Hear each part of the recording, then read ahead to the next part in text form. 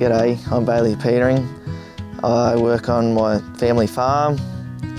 We live near Corombi. We grow grain for crops, hay crops and lambs for the meat.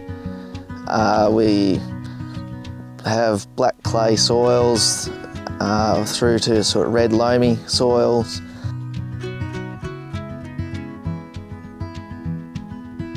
Now before we start, I'll quickly explain what we mean by a standing crop. We've been grazing cereal crops for a long time now, usually starting when crops are young and vegetative and before the legume pastures get going. And the crop's lopped up, taken through to harvest.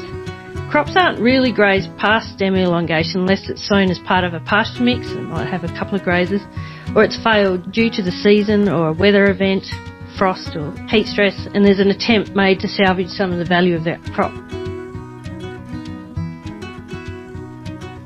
Treat the crop as if it were for harvest, so make sure you sow it on time, put the appropriate amount of fertiliser on, and make sure you get good weed management on it. Don't skimp just because it's a sheep paddock.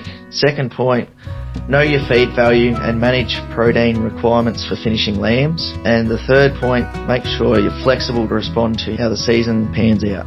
We have enough area set out so that if it is a dry year or a wet year, we can manage that, whether it be through providing feed at a time when there is typically a gap, or jumping at hay or harvest opportunities that present themselves in a wet year.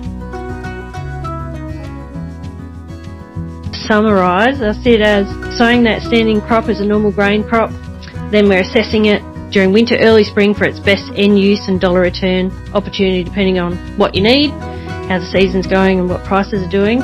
Also, I see the advantage of grazing standing crop to finish lambs is that it's low risk and proven practice. You don't need to learn any new skills. You're already growing crops and have adapted varieties that perform well in your environment. You're just using the crop for a different and potentially more profitable purpose in the end.